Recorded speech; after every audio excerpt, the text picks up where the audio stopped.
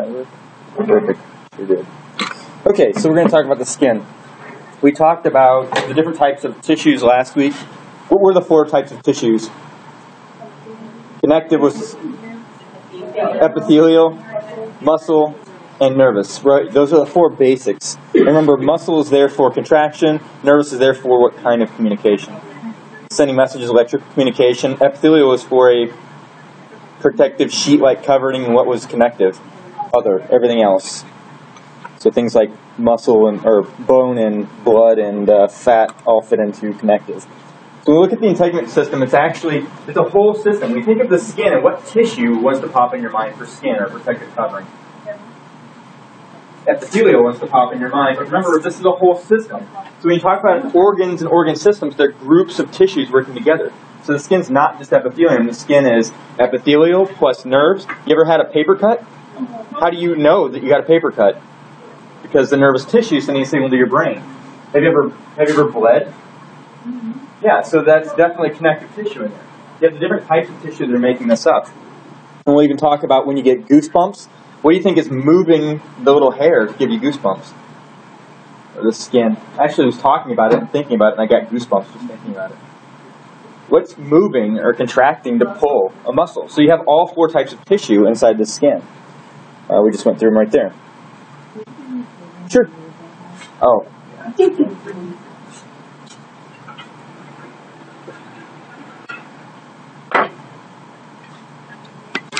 Okay.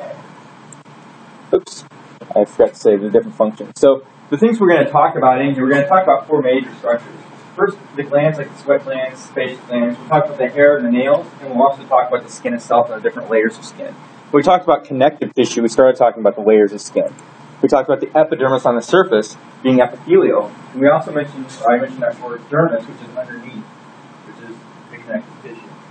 When you look at the functions, there are a lot of functions. We think of it as protective covering to keep things like germs and bacteria out, but it also keeps things in. It keeps water in. If you didn't have skin, you'd keep evaporating water and you'd dehydrate really quick.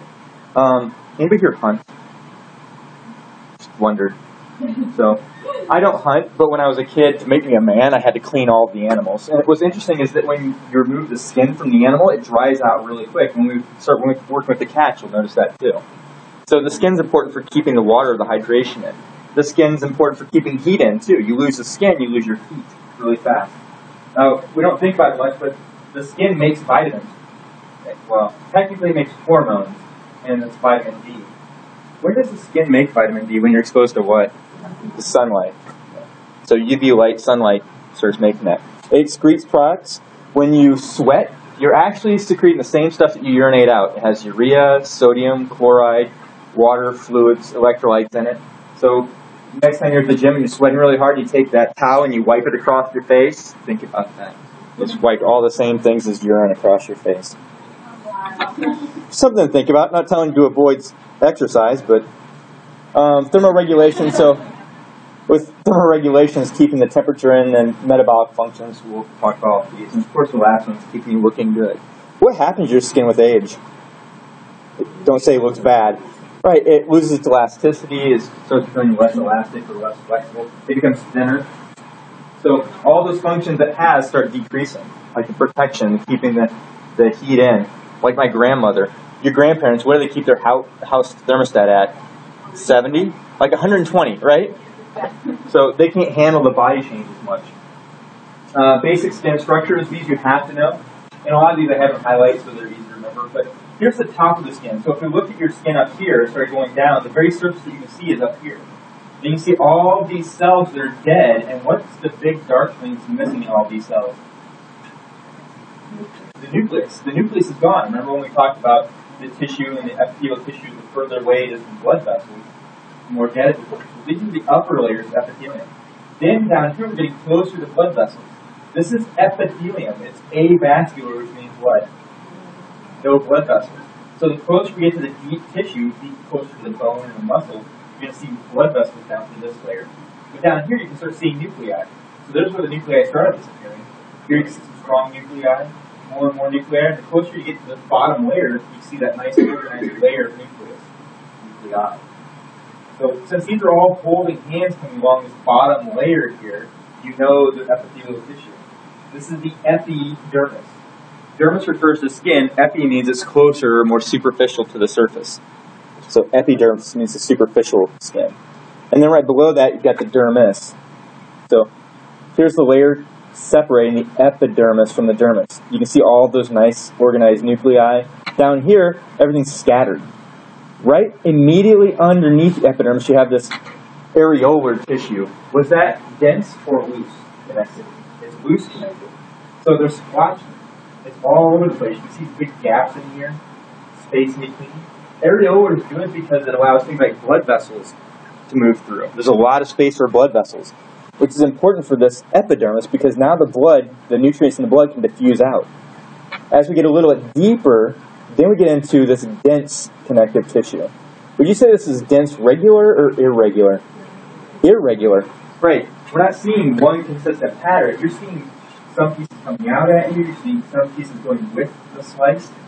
So it's dense because you see all those thick fibers, but it's irregular. So the two major layers, the epidermis is epithelial. The dermis is what type of tissue? Connective. Yep. And then you have two types of connective. You have the areolar, this is the loose connective, and then you have the dense connective down here. Sometimes you'll hear the term hypodermis, which hypo means less than, or lesser than, or below. So the hypodermis is technically not part of the skin. The hypodermis is things like fat. And that's kind of the trick exception of the rule. The two main layers of skin is epidermis and the dermis, or are epidermis and dermis. The hypodermis, or sometimes they'll refer to it as the subcutaneous, means below the skin. Hypodermis is below. It's not a typical layer. So this is the picture from your book where you see the different layers. Up here you see all these nice, tight, organized cells. You can see that layer of dead tissue. So this must be what? Dermis or epidermis? Epidermis. And you can see it weaves down, goes around the hair follicle, and we'll talk about hair follicle. And then just below you have the areolar tissue, and then down here deep you have this dense fiber. You can see all the different structures of the fiber. If you look, the nerves, you have some nerves that come up and they barely touch into the epidermis. So that when you get a paper cut, you feel it. But do you always bleed with a paper cut? Nope. The blood vessels are deeper down here in the dermis. And then, what do you think this thing is? It's a muscle. It's a muscle. It connects the skin down to the hair follicle. And when you contract this, what's it give you? Goosebumps. Yep. It kind of pulls the hair to straighten it up, and it also pulls the skin down, so that the skin raises a little bit under the hair follicle, and you get that bump. Okay, and then here's a slide picture. You should be able to identify the different layers. What's a characteristic that tells me the separation between epithelial and connective tissue? That basement membrane. Yeah, you can see all these consecutive dots all the way along here. They're all basically holding hands. They have to be epithelial. And that tells us what is this, the dermis or the epidermis? That's epidermis. And then down here you see the dermis. You can see that loose connective tissue through here, randomly placed nuclei. And then down deep you see all these thick fibers.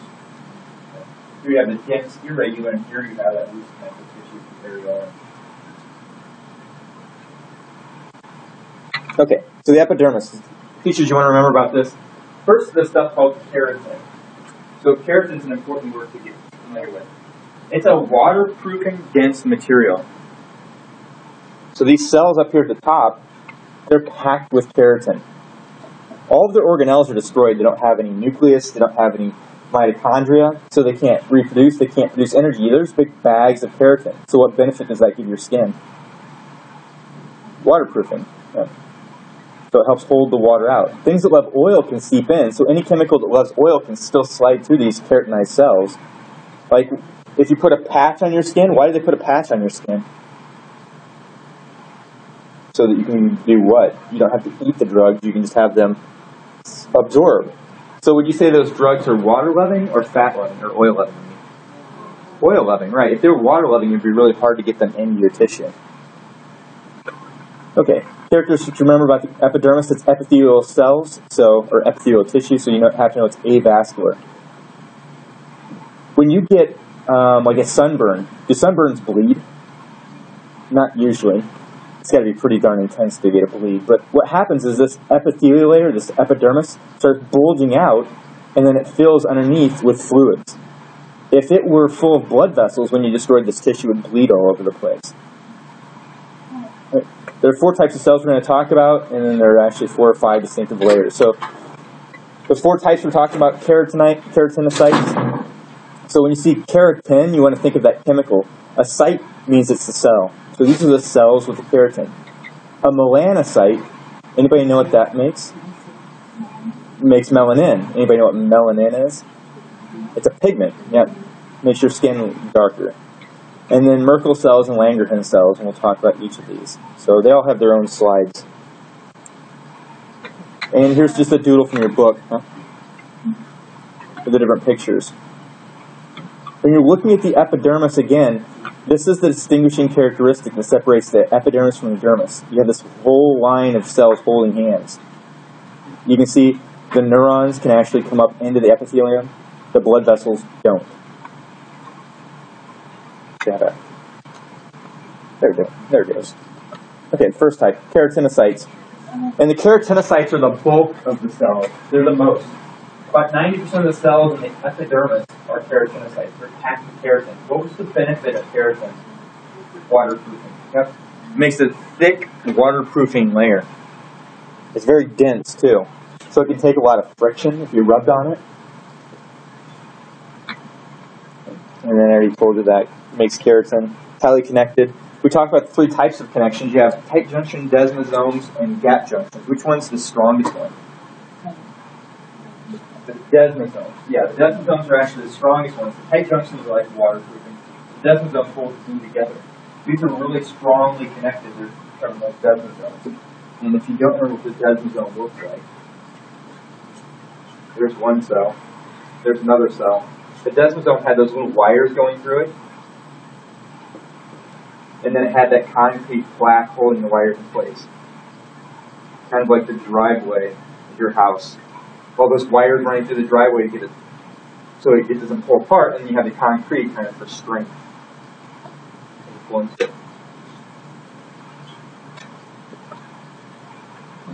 When you look at the tissue, keratinocytes have a tendency to stain this reddish color. So you've got a lot of these keratinocytes that what happens is as they lose their nucleus, they just stain this red color.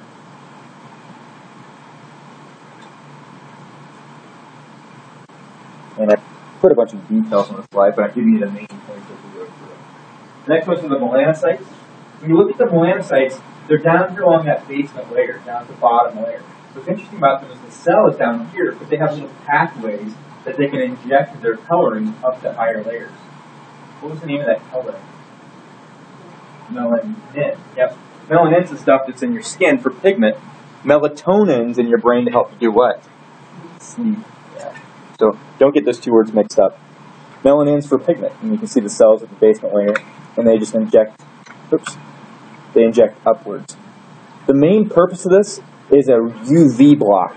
And we know this because if you're out in the sun for a long time, what happens?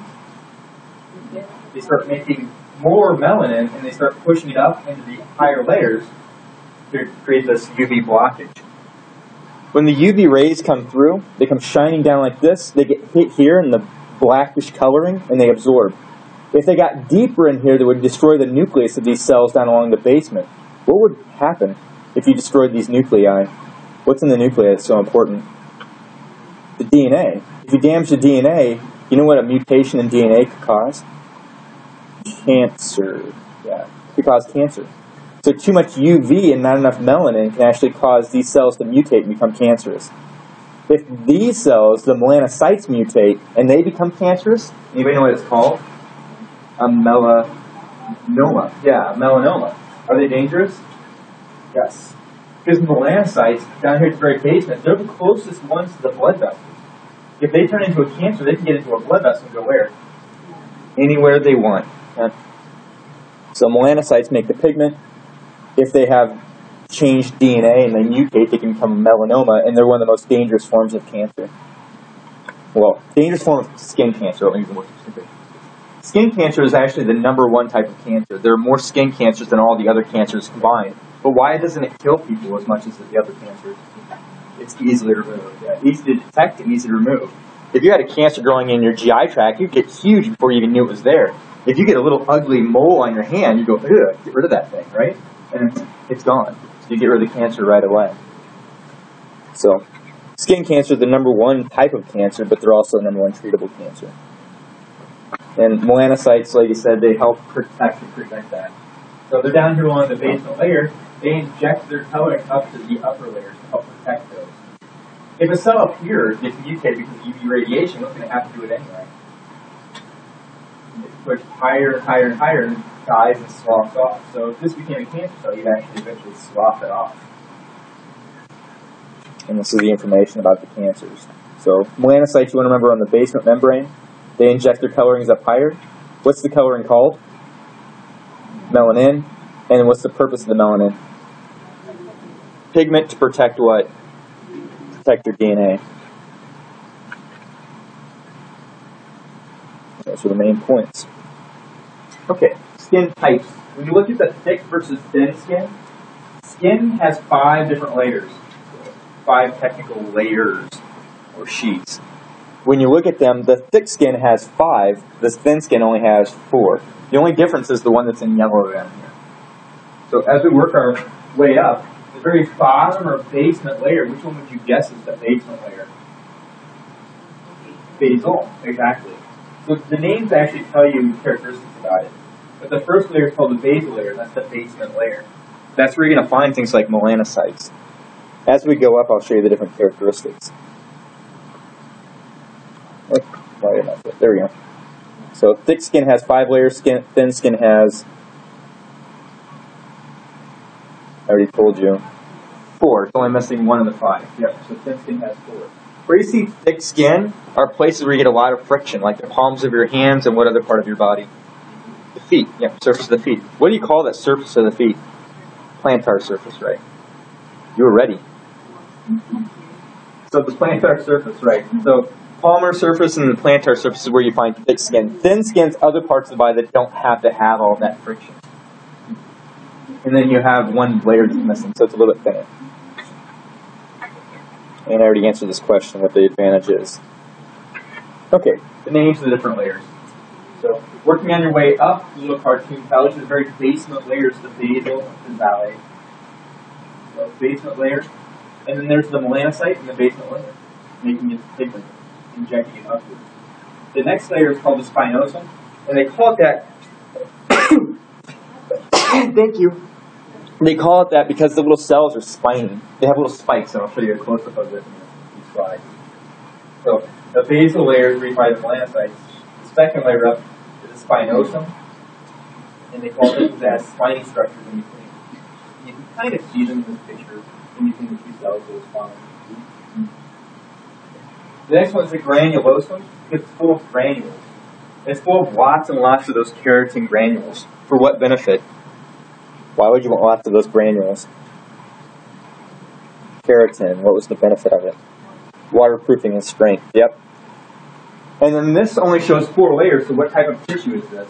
Or, sorry, what type of skin? It's thin. The thick tissue right after this, you actually have 1 more layer they call the lucidum, which is in this picture. And then both of them have the outermost layer, the corneum. And corneum, where do you find a cornea? In your eye. What characteristic about the cornea that makes it different from the rest of the outside part of your eye? It's what compared to the rest? Well, what's this part over here? It's white, right? So what's the cornea? Sorry. Does that help? Yeah. But the cornea is clear compared to the rest. So if you look at this layer, how would you probably be able to describe this layer? It's transparent. Yeah, it's clear. So the corneum is like the cornea of your eye. It's very clear, and that's how you remember that. All the other layers, you see what little dark structure in the middle of the cells? The nucleus. From here, you can see the nucleus really strong down here, a little more mild here, a little mild there, and then when you get up into the corneum, it's gone.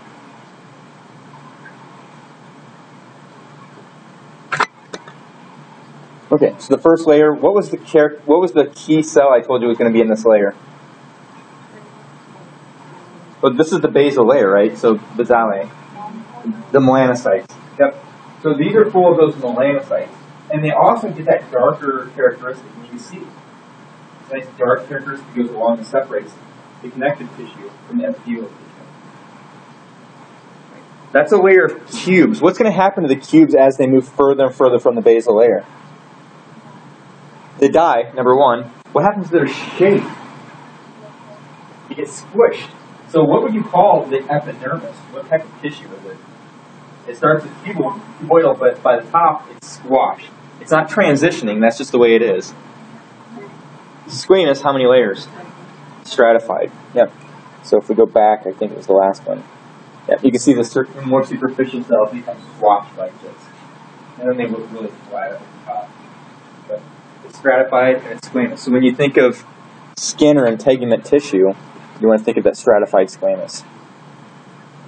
Okay. This has another name. It's considered the germ layer. In germ, we're not talking about bacteria. Germ, we're talking about like a stem cell. This is the originating tissue. So this layer is actually the layer that makes all the others. So these cells will replicate, and they'll push a new cell up above, and they'll replicate again, push another one above. And they keep pushing these cells up and up and up until they get to the surface of the skin. So it's also known as a germ layer.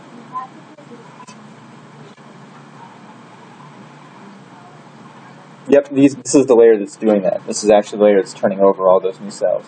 And it keeps pushing them higher and higher and higher. And hopefully you've figured this out, but as they go higher and higher and higher, where are they moving further away from? What's special stuff in the connective tissue that's not in the epithelial tissue?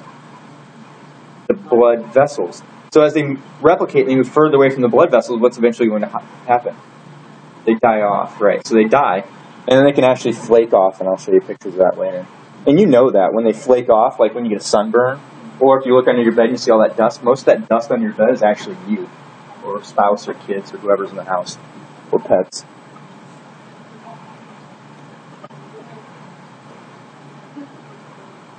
Okay, and then the second layer up, the stratum spinosum, and like I said, this is a really, really close picture. If you see the little tiny spines in between, so if here are two cells, you can see those little spiky spines that hold them together. That's why they call it spinosum. It has those little spines. It's not the germ layer, it's not the initial layer, it's the spiny layer. They call it stratum spinosum. When you look at it, it's not one cell layer thick, it's actually about 8 to 10 layers of cells thick. It's pretty thick stuff. And then, of course, it starts pushing up further and further and further. It's getting further away from the blood vessels, so it's going to start dying. The next one is the granulosum. And the granulosum, again, this is a granular layer. Here you can see a whole cell, and it's filled with these dark granules. So you're getting lots and lots of keratin accumulating in here. And then I've said this probably 4 times. What's the benefit of keratin? Yep, waterproofing. So keratin and granules that are waterproofing. They're also there for strength and resist friction. And this layer, it's filled with pigments too, so it looks a little bit darker. Down here you can see the spinosum, and if we look really close, we see spiny layers between here. And then it becomes a little bit darker. The next one, the lucidum. The lucidum is special because why?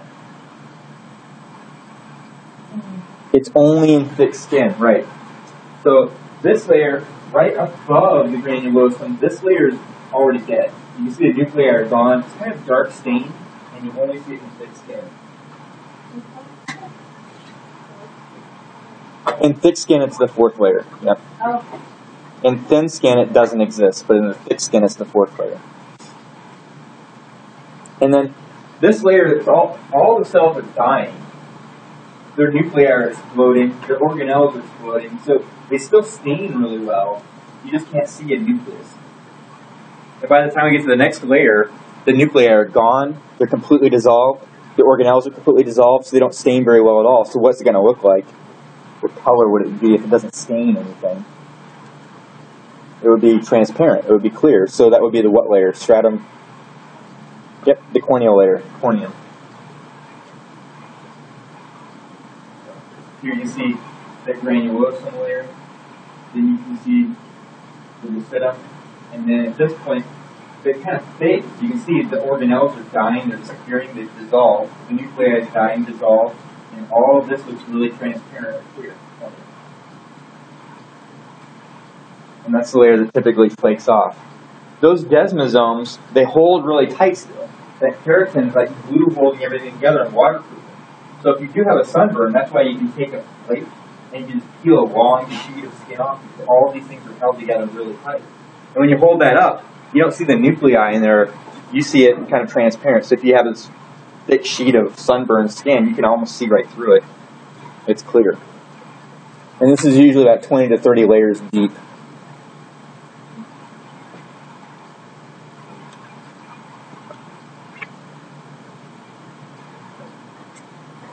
So can you identify what layer this is in the blue?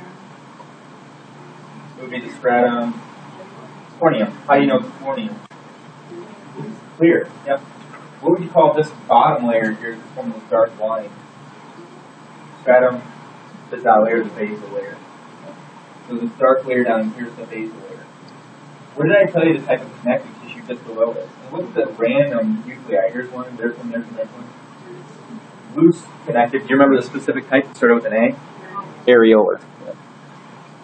And then what's below the areolar? Dense. Do you remember what type of dense? Irregular dense, right? Sometimes I feel like I say things over and over too much, but hopefully it's sinking in. Okay, so that would be epidermis. That was epithelial tissue, which you should think of avascular. How many layers in thick skin? 5. How many layers in the thin? 4. Where do you find the thick skin? The palmar surface of the hands and the plantar surface of the feet, right? So now we're looking down at the dermis, and remember that's below. So when you look at the dermis, it's strong, but it's also flexible. It's irregular because you can take resistance in pulling one way or the other or back and forth, up and down. And I can shift my skin all over the place and it doesn't rip if I pull it the wrong way. It rips if I put too much strength behind it, like grab a pair of pliers and pull it off. I've seen too many saw movies. But it doesn't, if I just pull on it, it can handle a lot of resistance because it's irregular tissue. It's going in lots of different directions.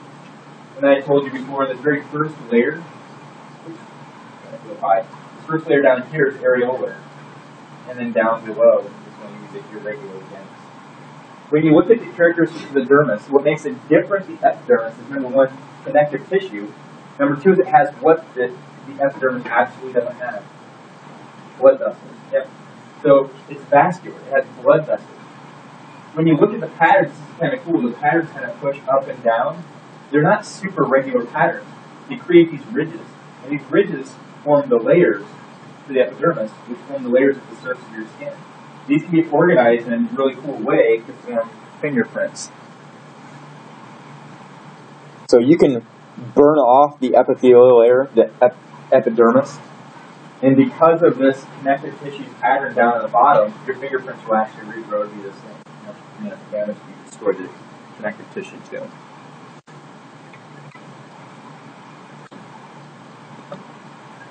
Okay.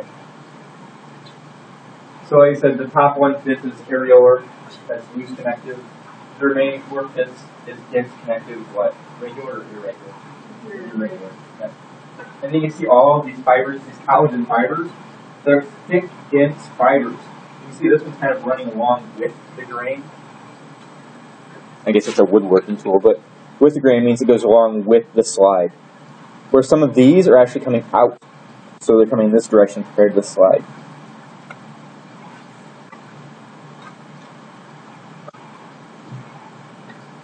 Alright, next characteristic, skin color. And then I already told you one chemical that's going to contribute to skin color. It was started with an M. Melanin. What's it made by? Melanocytes. Yep. But there are other things in your skin. So melanin is the only one of these three that's actually made in the skin. Then you have keratin and hemoglobin. Where do you find hemoglobin? In the blood, right. So the blood circulating through your skin, if you have very transparent skin or very little melanin in it, then you can actually see the blood vessels and the hemoglobin flowing through it. You know this because when you're really warm and there's more blood in your skin, what color does your skin turn? Red. Now, keratin is actually made in vegetables or made in plants and we eat it. Take a guess at what the main plant is. Carrots. Yeah. Tomatoes have it too. Carrots have a lot of it. So when you eat this keratin, from food, it actually goes to the epidermis and sticks inside your keratin. So decay. So if you eat lots and lots of carrots, what's interesting is that your skin will start turning more orange. Yeah. You ever watch Scrubs? The guy that turned orange because he ate so many carrots. There was actually an episode of House about that too. It's kind of funny. Huh? Because he ate too many carrots? Yeah. And it's different than jaundice. What color are they with jaundice? They're yellow. Yeah, with carrots they turn more orange color. Okay. And then when you look at the melanin, like I said, is made in the melanocytes, and it's injected to try and block what? UV rays to prevent DNA damage. An interesting skin condition, vitiligo. And vitiligo is where you actually lose the melanocytes in certain areas of the skin. It could happen to the whole body. If you didn't have any melanocytes, what would we call you? An albino. Yeah. But with vitiligo, they just have patchy areas where the melanocytes are gone. There was a celebrity that actually, they think he started with having vitiligo, and he didn't like the way it looked, so he bleached his whole body. Yeah, Michael Jackson. Yeah, it's just not the same cracking Michael Jackson jokes now that he's gone. Nah, maybe sometimes. Okay, and then I already mentioned keratin and hemoglobin. So keratin you find in plants when you eat it, and it sticks on the thick skin. So where are you going to see it the most prominent? Primarily in the palms and the surface of the teeth. And hemoglobin. Hemoglobin's in the blood, and hemoglobin, it turns more red when it has blood attached to it. Who do you guess? I was wondering how many people already know this. When it has blood, or oxygen attached to the blood. When it has oxygen onto it, it turns a bright red. When it's deoxygenated, it actually rusts, and we'll talk about this later, and it turns more of a dark purple color. But yeah, hemoglobin. What's interesting is that when you destroy blood vessels, when you get hit in the arm with a baseball bat, you see it turn really, really red because there's a lot of blood going in there, but the blood's actually seeping out of the blood vessels. Now it's stuck. As it loses its oxygen, what color does it start turning? Purpley. Yep, so it's turning that dark burgundy purple color. All of those are red blood cells that are stuck there. They can't get out, and they've lost their oxygen. A couple days later, the red blood cells start breaking apart. The hemoglobin and the iron get released into the tissue, and they actually change a different color. Like a yellow color, they cause it jaundice, yeah. It releases this stuff called bilirubin, which is a breakdown product of hemoglobin. And then a few days after that, it's gone.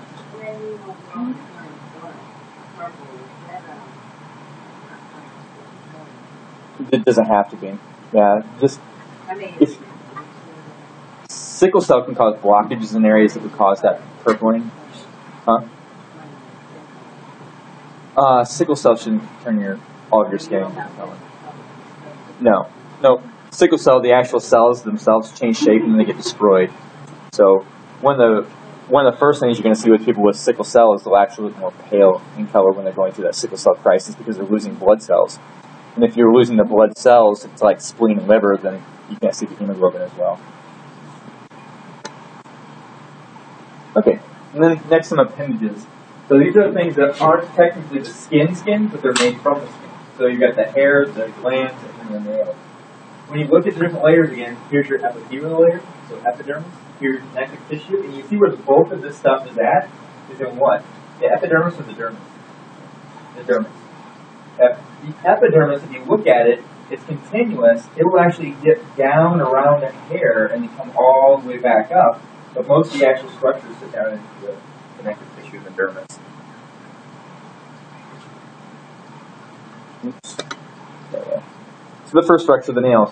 When you look at the nails are basically modified hooves. So if you look at like a pig or a horse, their hooves are the same as our nails. If you look at a lion, tiger, bear, their claws are the same as our nails. So they're just modified.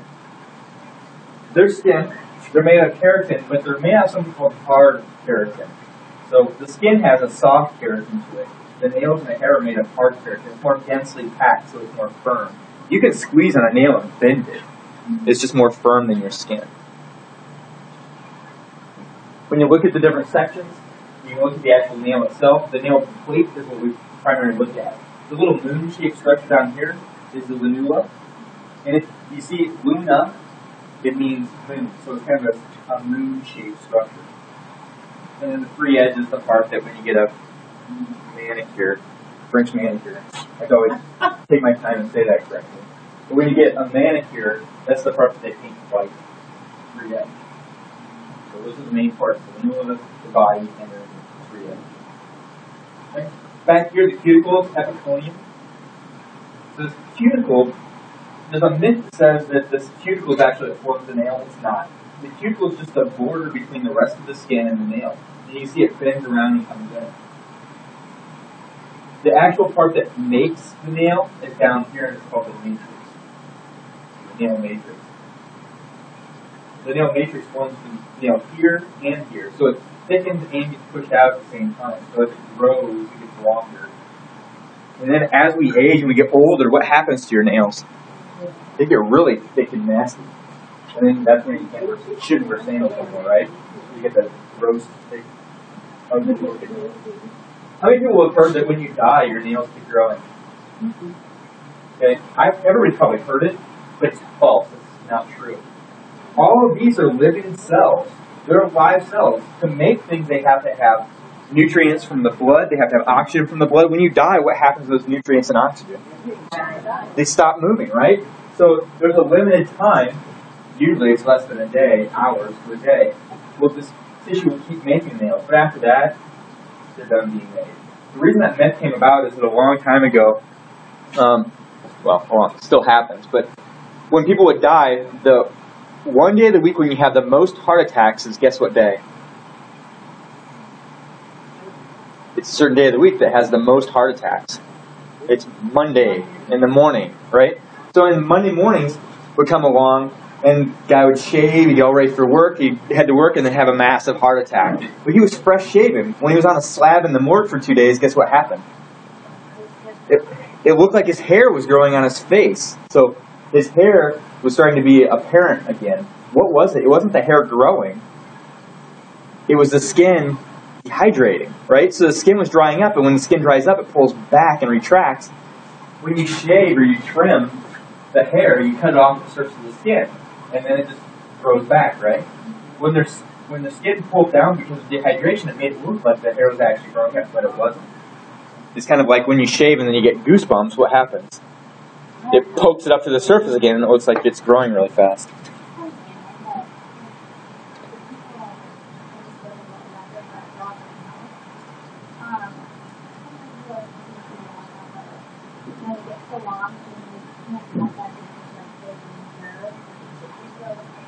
I've never heard that. That was they said that in the Guinness book? I should just get a grinder and saw those suckers off. Oh. I know some people that their tissue will grow out longer than So it's very hard to Wow, I've heard that with dogs. Dogs will do that. Yeah, they bleed really bad. There's a woman, I'm from Peoria, Illinois, and there's the mall there's a woman that works at the Perfume Mania that has nails like that. They're hideous looking. They're huge. Yeah, and the perfume comes out. Exactly. She just squirts it with her thumb. She hooks her thumb and then squirts it. I have no idea. They're real too. They're totally real and they're totally disgusting. Absolutely disgusting. Yeah, they're just gross. Ugh. Now I'm freaked out thinking about it. Anyway, so the next thing is the hair. When you look at the hair itself, you have the hair that's actually just an extension of the skin. You have these germ cells down here at the very bottom. So germ cells, remember, are stem cells. They're constantly making the hair. As they make the hair, it's kind of like a tree. They start making it down at the base and then it starts branching out. They have the cortex on the outer part, and they have the medulla, the center part. Those two terms are important terms because those two terms are used over and over and over again in all parts of medicine. Cortex is Latin for bark. Not like rough, but like bark of a tree. Where do you find a bark of a tree? On the outer surface. So when you look at cortex, it's going to be what part of something? The outer surface. Don't get goofed up and think, oh, the core must be the cortex. It's not. Cortex means bark of the tree or the outer surface. The medulla means the middle. So when you're looking at the different layers, here you have down here the medulla, which is the center that's growing up through the middle, and then you have the cortex. So as this thing's growing, it's going up and out, kind of like trees. Except trees do outer layers. So you have these rings, basically. Okay. Down here is where you have the actual blood circulation. Do you see blood circulation going up through this hair? Nope. So what's that tell you about the hair up here itself, up through the skin? It's avascular, which means it's also dead. Yeah, it's dead. So down here we have the good blood supply and the connective tissue. The connective tissue reaches up in here to the center of the hair and makes it all here in the hair matrix. Around that germ layer, you have melanocytes. Why? Coloring. Yep, gives you hair color. As we age, those melanocytes start dying off, so what happens to the hair color? It starts becoming more transparent versus more white. So when you're looking down here at the matrix again, you have the blood vessels that peek right into the matrix. They support the melanocytes, and then as you push the hair up, it goes further and further from the blood, which means it dies. That's why you can shave and not hurt yourself every time you cut a hair. Even though kids, you ever watch the kid get a haircut? They're like freaked out. It's funny.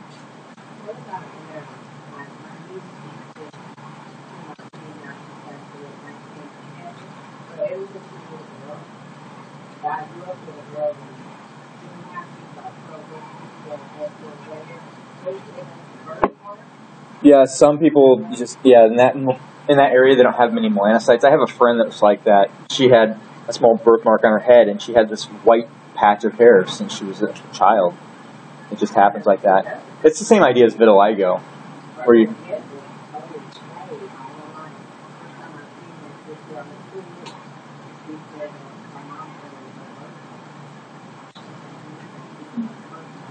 Yeah, it's just like vitiligo. There's no melanocytes in that area. And then up here at the top, I was thinking this is kind of a cool picture. You can actually see it in the electron microscope. You can see all the flakes of dying skin as they're flaking up, and then the hair just pushing up and through. Kind of a cool picture. Okay, so hair, remember, hair is hard keratin, but it's flexible. Just like your nails are still flexible, even though they're hard keratin. Where your skin's made of a soft keratin. And the hair just keeps growing and growing and growing. Actually, I want to take a step back and make you think about this. Cancer was brought up. So, with cancer attacks healthy cells and bad cancer cells. It attacks any cells that are rapidly replicating. When you look at the layers of the skin, the epidermis, that germ layer is constantly replicating. It's turning over all the time. So that, like for instance, your GI tract, every 10 days you have a whole new lining of your GI tract. It's skin. It's basically kind of like integument. The same thing with your outer skin, constantly turning over.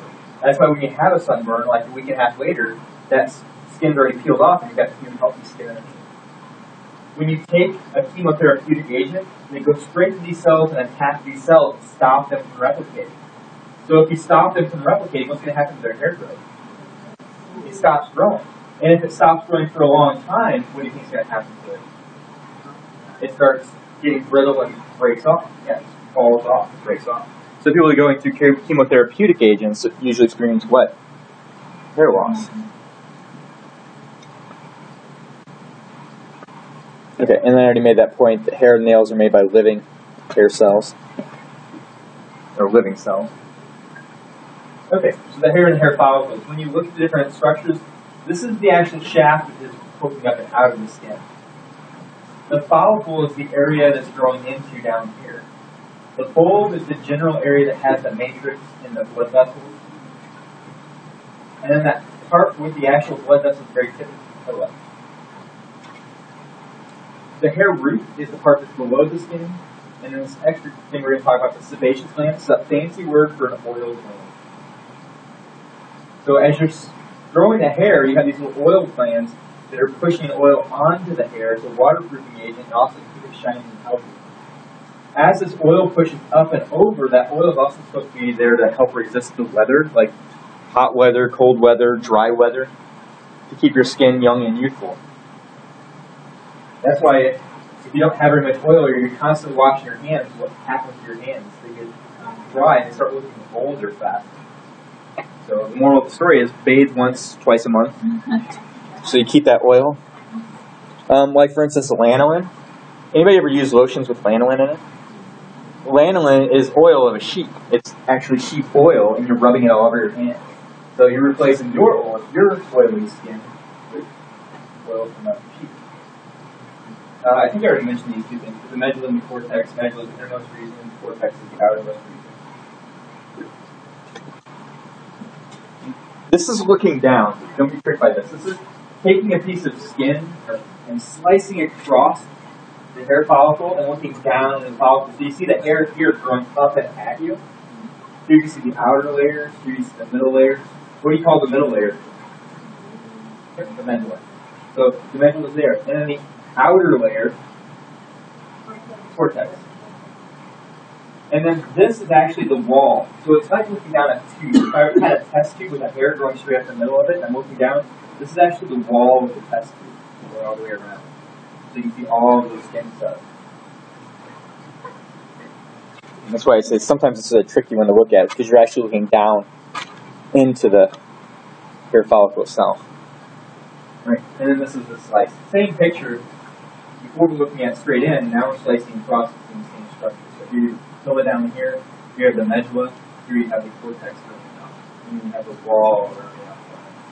You see all the vasculature around the outside and the connective tissue. And now you have to get it yourself.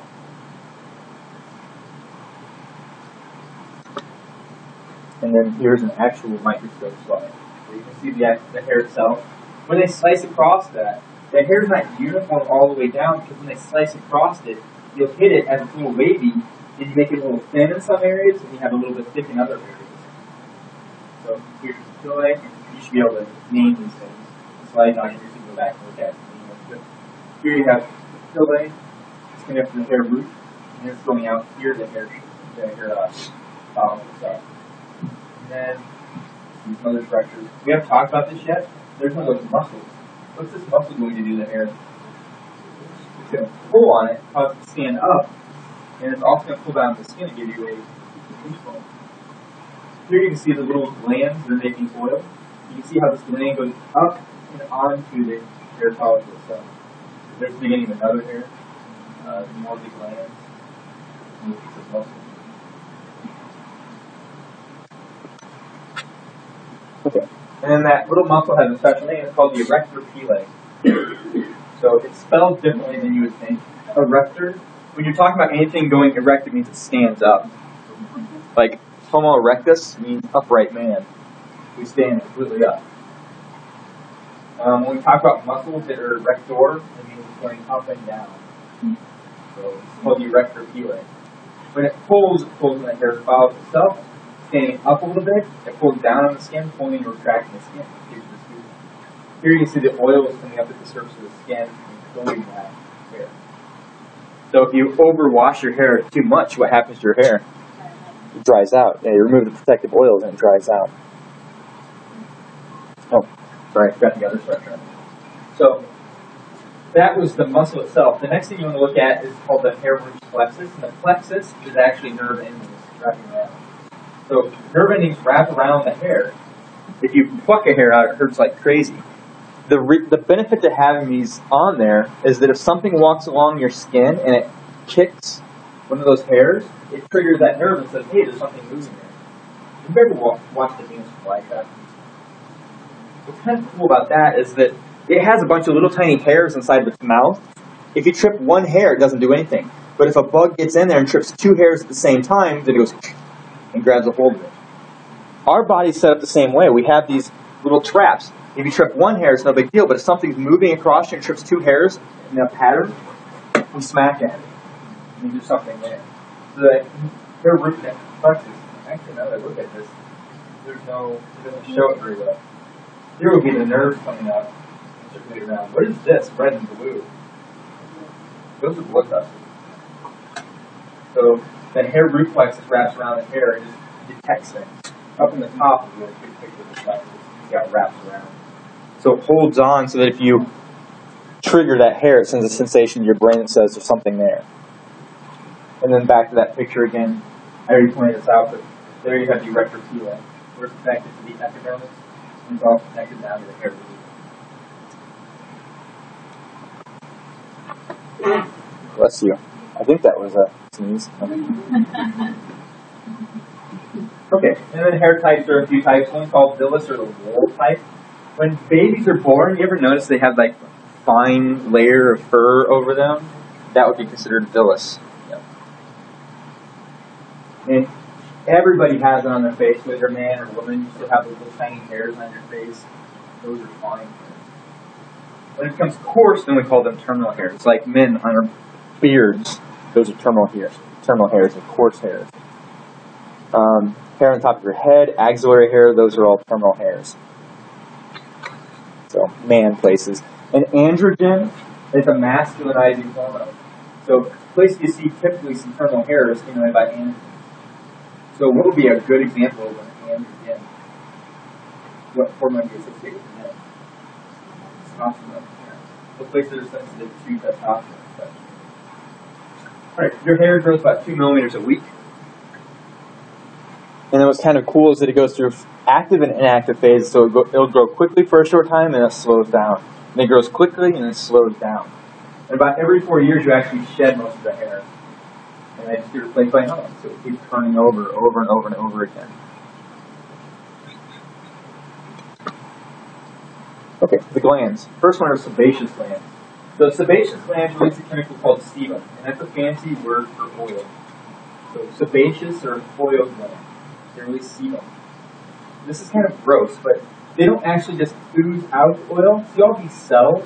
The cells that are lining the gland, that are making up the gland? This gland is not empty. It's not hollow. It's, whoops. There it goes. It's full of these little tiny cells. When you're ready to produce oil, these cells explode. Just go, and they pop. All of their guts are what make the oil. So the guts of the cell get dumped out on the hair, and then they ooze out to the surface. These are full of fatty oils. These are really nutrient rich. So to bacteria, those are delicious. If a bacteria can get down and in here, it'd be like a buffet. What would happen if a bacteria got down in there and started eating like crazy? You get an infection. If it happens on your face, we actually call a special name. You can pop it. A zit. Your pimple. Yep. So these sebaceous glands, if they get infected, they usually cause, well, inflammatory response can cause that white purulent discharge, which we call pus. And then if you squeeze them, they pop out. Should you squeeze it? No. Because this is surrounded by epithelium. What's not in the epithelium? Blood vessels. If you smash this, what did you do to that bacteria? You potentially pushed it through the epithelium and down into the connective tissue where there's blood vessels. So you risk infection. So it's better to put a warm compress on there and hopefully the heat will help pull it out. Or you go to a dermatologist and they professionally pick it for you. Yeah. So sebum's the oil, and sebum's full of fats. Bacteria love it. When you look, again, here are all those cells going through here. Here's the actual hair itself. When you're ready to release the oil, these pop. So they line up along here, and then they start popping, and they ooze out onto the actual hair follicle itself. Gross. Okay. Next one is sudoriferous, sweat glands. Fancy word for saying sweat. So instead of being full of oil, they're full of water. Do oil and water get along? No. So you have special oil glands, they're sebaceous glands. You have sudoriferous glands that are water glands. And you see them all coiled up like this. So they're making this perspiration, they push it out until it hits the surface of the skin, and then it evaporates, and it takes heat with it. So it pushes things like water, sodium, chloride, potassium, electrolytes or nutrients. It pushes out a chemical called lysozyme. Is that what that happens? So I'll write it down so you can write it down. It's called lysozyme. Lysozyme. We talked about a lysosome in a cell. What's a lysosome do? It destroys things. So when a cell eats something, the lysosome will actually push over and eat or digest whatever that is. Lysozyme is the actual enzyme that's inside a lysosome. You have lysozyme inside your tears, you have it in your sweat, you have it in your saliva, so that if you have bacteria exposed to the surface and when this lysozyme hits it, it destroys the bacteria. So you have an antibacterial built into sweat, so sweat can be a good thing.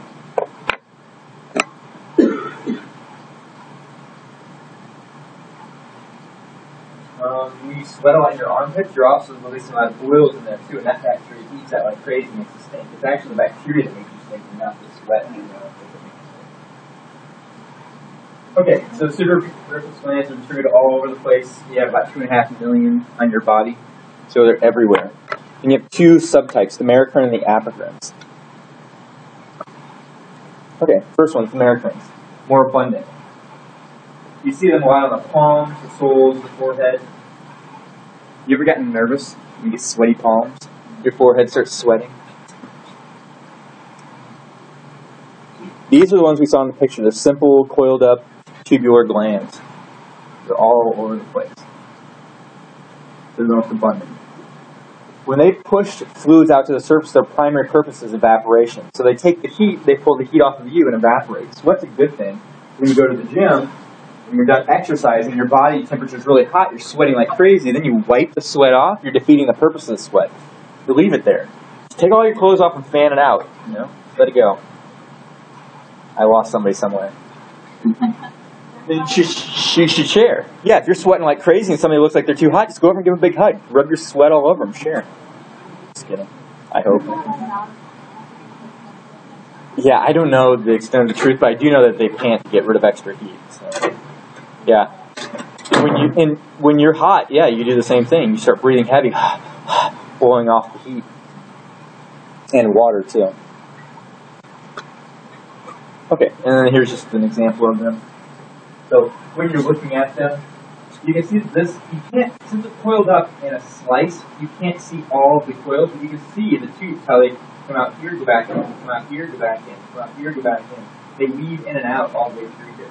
Compared to a sebaceous gland where you can see all the nuclei in those cells that are going to do the kamikaze around it. So American glands, they're tubular. You can't see the actual cells in a sebaceous gland. And when you sweat, you lose lots of things. Vitamin C is actually one of the things you should lose too. So sweating to an extent is good, but too much is bad. And then I already talked about the lysozyme. So you secrete lysozyme to kill what? Bacteria. That's called bacteriostasis. And you also, your pH is about 4 to 6 on a pH scale, which is slightly acidic. And they call it the acid mantle, so that a lot of bacteria can't live comfortably there. A lot, but not all. You have bacteria all over you right now. You have E. coli smothering all of your hands and your arms and everything.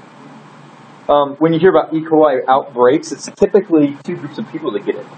Not usually you and me with a healthy immune system. It's usually older people and babies that get sick from it and die. We get an upset stomach or diarrhea if we get too much of it in us. But it's all over your skin right now. Staph is all over your skin. So Staph aureus, they cause a lot of bad infections on your skin. Okay, next ones are apocrine glands. Apocrine glands are found, the way I remember this is I typically remember puberty. So places that start growing hair at puberty are where you find apocrines. So axillary region, which means your armpit. Anal region, pubic region. So those are the primary areas. The interesting thing about this is they start releasing something called a pheromone. I don't know if I have this one. This is kind of a cool bit, but a pheromone is released from these glands. Pheromones are hormones, but they're sex hormones that are released into the air. Yes, they are, and I'll tell you the story. So there's a lot of debate because a dog can smell a female dog and heat for like 5 miles away. And it's because of pheromones. Other animals, they get turned on by pheromones. Like certain animals will rub themselves against plants to attract their mate to their area. With humans, they thought that because we've evolved, that we're better than that, and we don't have them anymore, but that's crap. And this is the cool story. So there was this scientist that decided, I know what I'm going to do. I'm going to have men. They're going to go on this plan for like 10 days. They're not going to shower with soap or conditioners, or they're not going to use deodorant or perfume or anything. They can shower with just plain water to rinse the stink off, but they can't use any kind of deodorant or any kind of fragrant anything. So we get their pure body chemicals going. We're going to have a group of women do the same thing.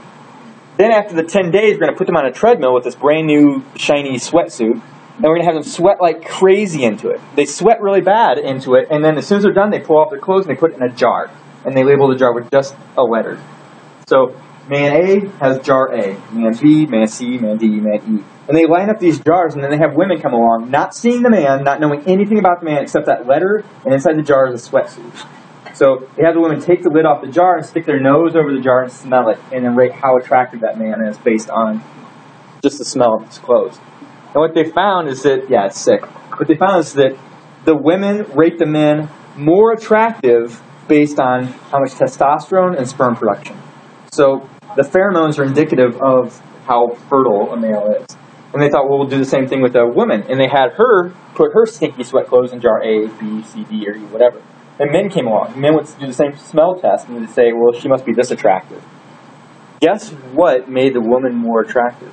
And it wasn't estrogen. She was closer to her ovulation. So you're leading right into that. But yeah, it's closer to ovulation. The closer she was to ovulation, the more attractive she was, regardless of how physically attractive people thought that she was. So yeah, if she's ovulating, more close to ovulation, she releases more pheromones, which make her seem more attractive. So I always thought that was kind of an interesting one. I've got to tell one more. This is disgusting. So they had a woman go, because where do these things release to? Armpits, pubic region, anal region. So they had an attractive woman go to a bar, and there was a scientist running this experiment. Men had no idea they were being experimented on. But as they walked in, the scientists would label them. They label them Group A or Group B.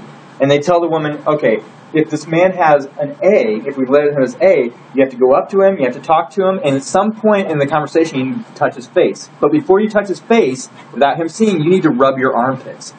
So she'd rub the armpit, and then she'd sometimes stroke his face. And they said with Group B, use the other hand. Go up to them, you talk to them, same way. Sometime in the conversation, you stroke their face, but you use the hand that didn't touch your armpit. As the men were leaving the bar, they'd say, did you meet this woman? They'd go, yeah. Do you remember her touching your face? Most of them said no. They had no idea she touched their face. And then they'd say, how attractive would you rate her? Guess which group rated her more attractive? Stinky pit girl, right? So stinky pit group. So the moral of the story is next time you want to pick up a guy, just you do a little armpit rubbing and just rub him up. After I learned that, I'm like super cautious of any woman coming close to my face. And I thought, I've seen this study. Sorry, honey. Back off. Yeah, gross. They actually get that even more gross than that, but I'll spare you. Okay, oh, there it was, pheromones. So they think these apocrine glands have pheromone-like functions. And I put the question mark because there are a lot of debates still at whether they work, but studies have shown that they do. Here's the kicker. So when you buy perfumes that have pheromones in it, you don't know that they're really working the way that you want them to. Another thing is that pheromones vary from person to person. So a study also showed that people that have pheromones similar to your own are less attractive to you. So they did the same experiment with 5 jars, and they took DNA from 5 people, and they found who matched closest to the person being tested, and they found that the person being tested would rate those people that matched the closest in their pheromones as the most ugly. So, least attractive, not most ugly. Oh, she's probably a real dog. But less attractive. So if they put pheromones in your perfume, what if they're pheromones like your own? No, it may not work properly. You want a pheromone like the mate that you're attracting, I guess. Or unlike the mate you're attracting. It is. Every person is different. Exactly. It's like a genetic fingerprint. So when you release it. And they've also found that they think the reason is that if you have a certain disorder traveling in your family, you're less likely to mate with somebody with the same trait in their family. Less likely. Doesn't explain the whole Kentucky kissing cousins thing, but it's just less likely. Right? The next ones are called ceruminous glands. And ceruminous glands make something called cerumen. This is the fancy word for earwax. Cerumen. And the benefit to earwax is they think it's an insect repellent, so that when insects get close to your ears, they don't like the smell of it, and they'll stay away from the inside of your ear to protect your ear. Which, what? That was, I read a story about that. Did you read a story? Is that what you wondered? Oh. I just read that about that all the time. They say you can eat so many spiders a year while you're sleeping. Yeah.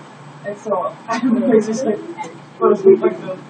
Yeah, when I was a kid, there was a story about a woman that had cockroaches in her ear. Yeah. But when I heard about this, I thought, no, that couldn't have been true. There was a true story about it. The 70s in St. Louis from, and they said that she had a spider and they had her head, but they didn't know In her head or in her ear?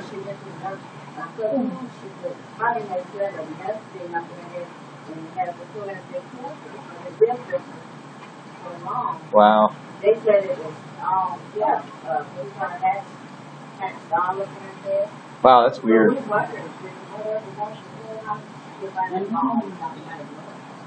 Yeah. Well, I found there was a.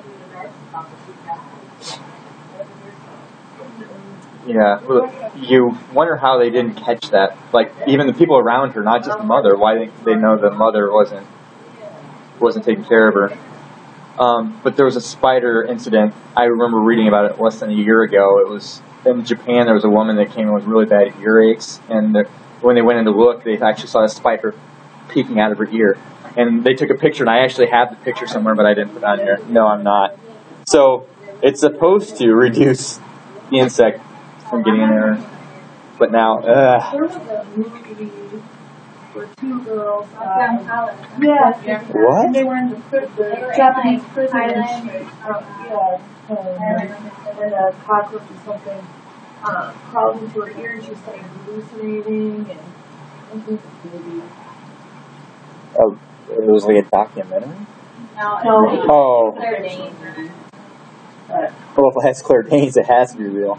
I think But- it's based off a true story. Yeah, it's possible. After seeing that spider peeking out of that woman's ear, that was just freaky. And if it releases toxins, the toxins could go straight into her brain. Okay, so some of the damage you can have, and I'm not going to test you over the damage, but you know frostbite. This is an example of what happens with cell when you freeze it. So you take a cell, you freeze it. What's this big dark thing? The nucleus. This is surrounded by water-like substance. When you freeze water, what's it do? Shrink. Think of an ice cube. What happens when you freeze your ice? It expands. So you have this cell that's a limited capacity. When the water expands, what could it do to the cell? It could explode it. And water turns into crystals, so you can actually have crystals breaking through and destroying the cell. So you've got all these watery cells at the surface of your skin that is the least temperature regulated at the epidermis. Remember, the blood vessels are deep to protect the inner layers, but the outer layers can change a lot. You go out in the cold and the surface of your skin can change a lot. When you start freezing those cells, you can get frostbite. If you crank them up overheat them, you can actually burn them. You denature the tissue. Just like when you cook an egg. There are fluidy proteins inside your skin. When you overcook it, it turns more solid. So, like I said, I'm not going to hold you accountable for those. And this is more just like a foreshadowing for physiology. With that thermal regulation, you have blood vessels in here. Blood carries heat. So when you get cold, what do you think is going to happen to your skin? To prevent your core from getting cold, what do you think you're going to do to those blood vessels at the skin? You constrict them. What's your skin color turn when you're cold? White. Why? Because the blood's going deeper. You're seeing less of the hemoglobin, so less red color. When you're hot, though, and you have all that heat in your core, what do you do to your blood vessels in your skin? You dilate them, vasodilate. We open them up and bring the heat to the surface so you can evaporate the heat off. It's like a radiator in your car. When your car's engine starts getting hot, it starts pushing the water up to the radiator. Air flows over it and cools it down. Same idea with your body. And then, like I said, I had a couple of things for review, but we'll skip those. You can go through and look at it on your own. Subcutaneous tissue, is that actually skin? No. Subcutaneous tissue is primarily fat. It's not skin tissue.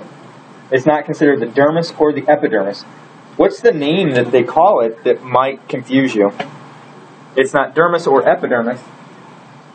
They call it the hypodermis, right? So don't get confused. Hypodermis is not a layer of the skin. Subcutaneous tissue or hypodermis are not skin layers, right? But it's deep. What does deep to the skin mean? More internal, exactly. So when you look at this layer, you can actually see all of the what kind of connective tissue. There's a fiber going this way. Yeah, dense and it's irregular. And then underneath, what are you looking at here? You're seeing all those diamond rings all over the place. Lots and lots of adipose tissue. And then wound healing, this is in your textbook too, but I'm not a big person on testing wound healing. It's just interesting. That mitosis we talked about before. Here you have your 1, 2, 3, 4 layers. What kind of skin is this? Thin skin. Yep. So you have the 4 layers. When you have a cut, they can sense that there's no neighbor there anymore. So what they do is that they'll start making it replicate through mitosis, and they start filling in these layers. And they just keep filling it in, filling it in, filling it in, and as it fills in, it starts moving upwards to form the other layers. And that's how wound healing happens. These cells know when the neighbor is gone, and then they can replicate using what? Mitosis, right? Remember, mitosis was either to make a human or to fix the human. And the same idea with deep wound healing, except you have the connective tissue doing it too. So this first example is more of a paper cut. It didn't go all the way to the connective tissue, so it's just repairing the surface. This one will be cutting all the way down into the blood. When you cut and contact the blood causes clots. The clots coagulate, and then they start filling in the tissue. All these little cells that we talked about before, like fibroblasts, come through here and make new whites. Fiber, what does blast mean? Major. So the fibroblasts make it through here, and then like we saw before, the epithelial cells will actually just keep pushing through together. They merge together here until they form a sheet, and then they'll push that scab up through the surface. Yeah. If you pull the scab off too soon, that's why it's a little pink underneath if you're seeing like that. Like your mother said, don't pick at it. Skin cancer. What's the most dangerous type of skin cancer? Melanoma. Yep. So if it happens to a melanocyte like this, it can keep replicating, keep pushing up, and then you get that bulge, and it's a dark colored bulge because it's a melanocyte. What do we call it? A new spot that forms on your skin that's dark in color and starts raising. Mole. Yeah. So nevus or nevi and mole is the typical term. So you see a mole start forming. The bad thing is that if that cancer cell starts moving down into the blood, what could it potentially do? It could spread. Yeah, they call it metastasize. So it can move to other parts of your body. And you can get skin cancers in the weirdest places. Here's an example of skin cancer right there. It almost looks like a pop. But it's not. And that's called basal cell. Yeah, it does look like it. It's shiny. This basal cell carcinoma is actually the most common, and it's the most treatable because it's actually more superficial. It's usually shiny in appearance.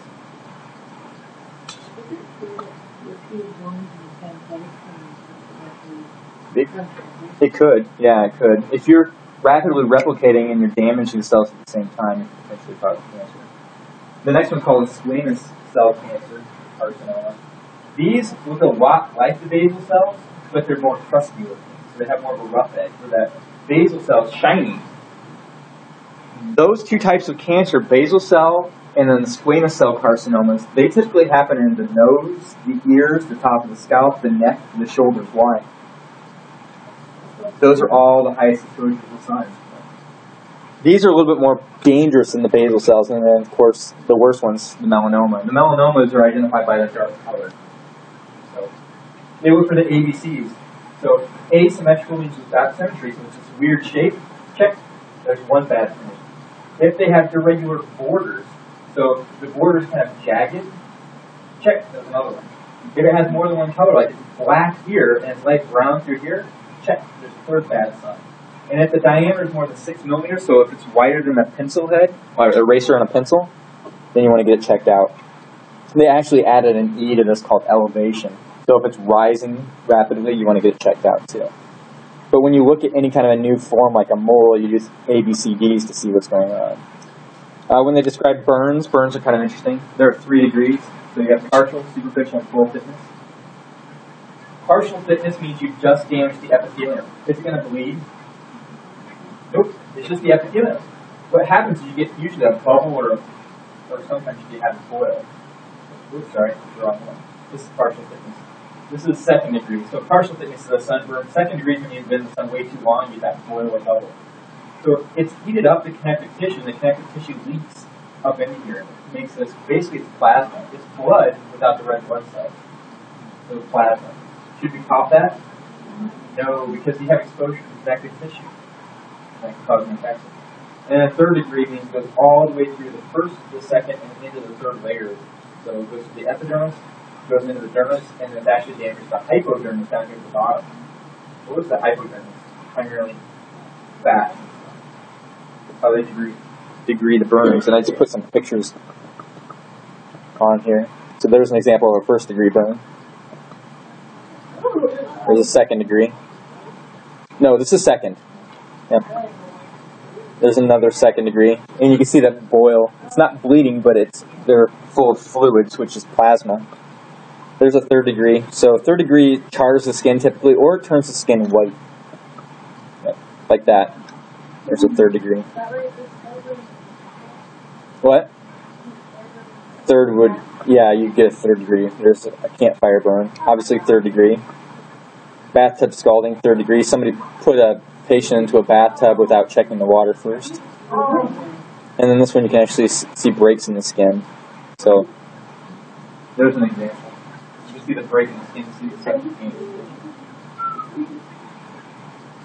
And the grafting skin on that one. There's another full thickness, full. Oh, there's another one. Contracture. This is a healed burn. This is all healed now.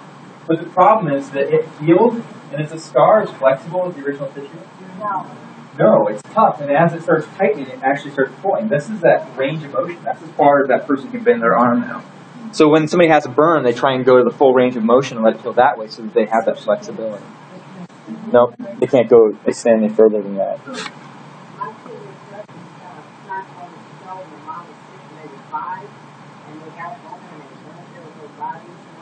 You think the first one would let the second one know not to do it? No, they were little. They climbed out the crib. And they got up on the floor on the mountain. Holy crap, how'd they get on it? And to this day, to this day, they were like 30, 40 something. One of these faces get burned, you know, the skin caps, the children, like I said, they get whiter and whiter. The other one's got the face, the other one's arms and then. So I know they never leave their body, but people don't probably get upset at the burn. But on that first time when they were burning, it kind of looked like you can almost feel it, like they got kind that they got over. Yeah, there are other things that are called keloids too. Do they both have dark skin?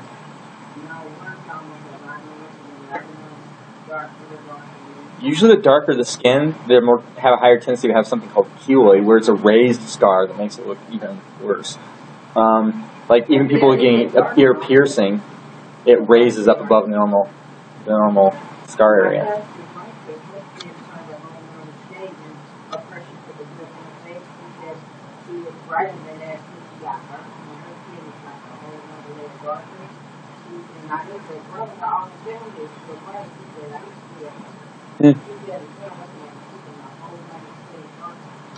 Wow.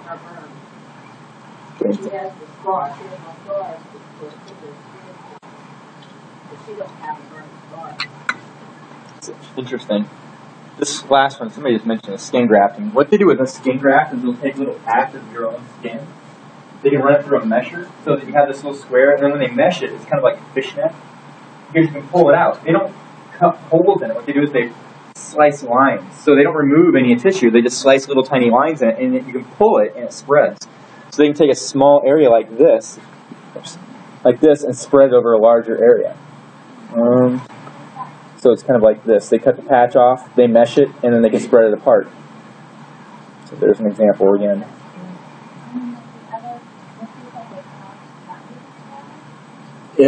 That'll heal together again, but yeah, it was a while.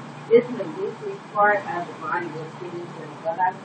They usually take it from the thigh or the buttocks. Yeah, this lady, she was retired nurse, but because she's really blind all the time to do, but most of it took it from the buttocks to cover all the holes that were in the body, and then there was one of the patches, but then I said, we could leave in 2 more minutes. I just was trying to even have a half a face. Oh, wow. He said they took it out the buttocks and made them look, but it only had the eyes and nose. The rest is missing.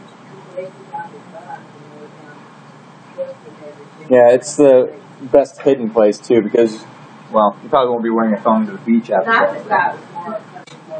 There's no, it's the tissue back there. It's butt skin on her face. It's heavy. It's not like depending on the body part too, they can take it from places that are more sensitive. Like, for instance, if you lose fingertips, sometimes they can. Well, there are two other places they can take it from. They usually take it from one of the two. But if you lose tissue from your fingertips because it's so highly innervated, they have to try and take skin from another area that's highly innervated. So they would take it from your lips or genitals. Yeah, and then usually they take it from the genitals because it's less conspicuous. Because they're hoping those nerve endings will line up with other nerves. So I knew somebody that had her fingertip bitten off by an iguana, and then they substituted it with vaginal tissue. Usually don't see them mental on the fingertips, so they couldn't put it down. If he took it all the way down to the connective tissue and went into the connective tissue, it wouldn't grow back the same as before. But man, I couldn't even imagine the kind of pain because there's so many sensory nerve endings in there. Yeah. Yep. Here's an example of somebody that went through a degloving. Their hand was the skin was burned off their hand. And then there's patching. And you can see the before and afters too. So you can see this is where the skin was allowed to grow back normally, and then what they did is they went back in, they removed that skin, and they did grafts. And you see how smooth it is as a replacement. It's not perfect, but it's a lot more smooth.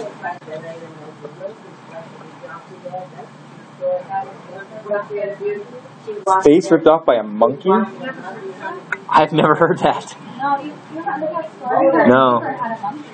Yeah. Who? Well, the lady was like, the monkey